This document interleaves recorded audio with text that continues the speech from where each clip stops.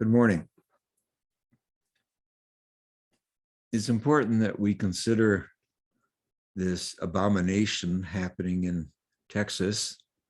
The same legislature and governor that just passed the most draconian voting rights laws in our current history, laws that rival Jim Crow, laws that tell us that, in effect,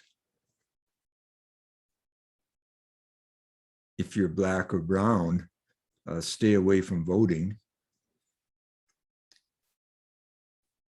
And now we have the wisdom of the same politics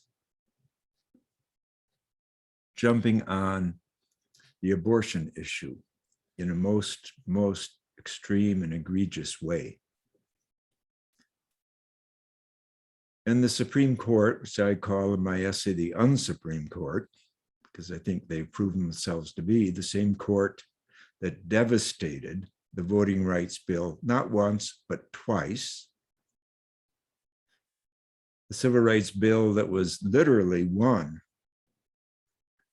by blood and sweat and tears, and thousands of people being jailed, choosing to be nonviolent, and many being murdered,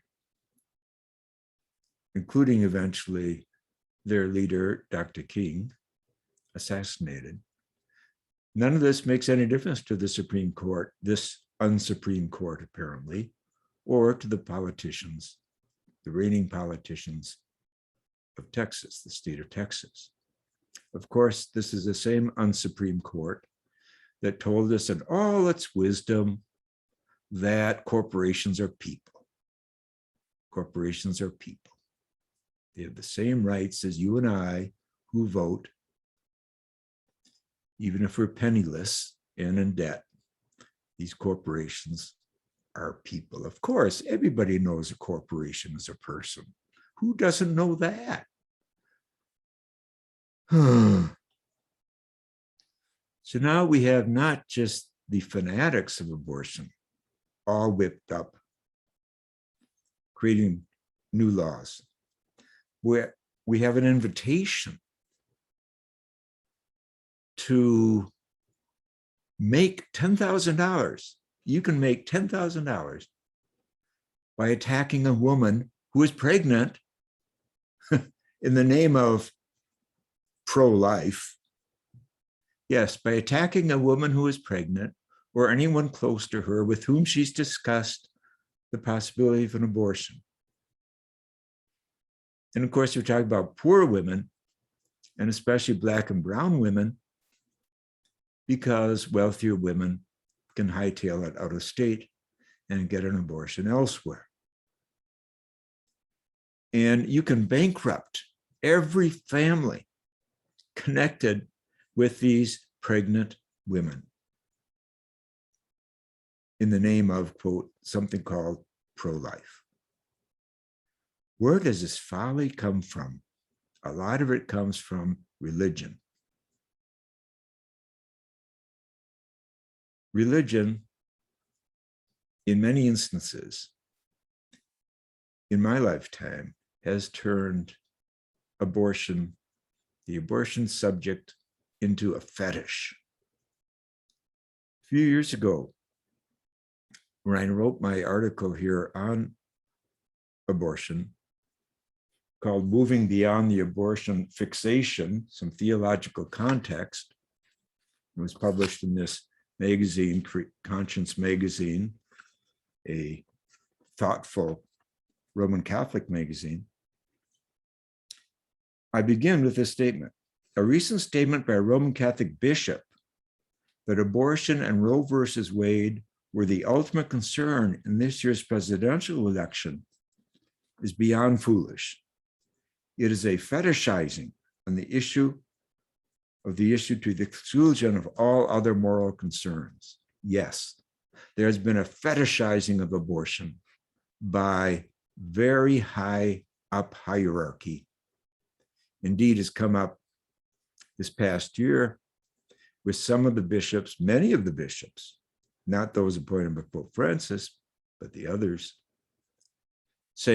arguing over whether President Biden should be forgiven, should be allowed to receive communion because he has stood up for Roe versus Wade. If this isn't doing what Pope Francis talked about, pouring your theology into a condom, it's a quote from Pope Francis, I don't know what is. So the next few daily meditations, I'm going to share with you some of my research on the subject of abortion and try to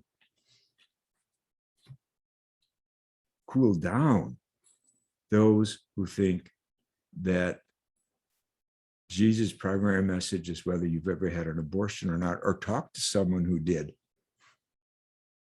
Truth is, Jesus himself never once talked about abortion. We will get into the Jewish teaching on abortion and other traditions as well. But this is my first statement on the subject. And I'm sorry we have to go here, but we do have to go here. The new head of the bishops of America belongs to Opus Dei, the Archbishop of Los Angeles. And Opus Dei loves to lead with the topic of abortion. And in this new law from Texas, approved by the silence of the unsupreme court, not even rape or incest allows abortion in the state of Texas beyond 6 weeks. And most women do not know they're pregnant after just 6 weeks. 90% of the 7 million women capable of birth, the age of birth in Texas today, 90% do not know if they're even pregnant after 6 weeks. Thank you. We'll see you tomorrow.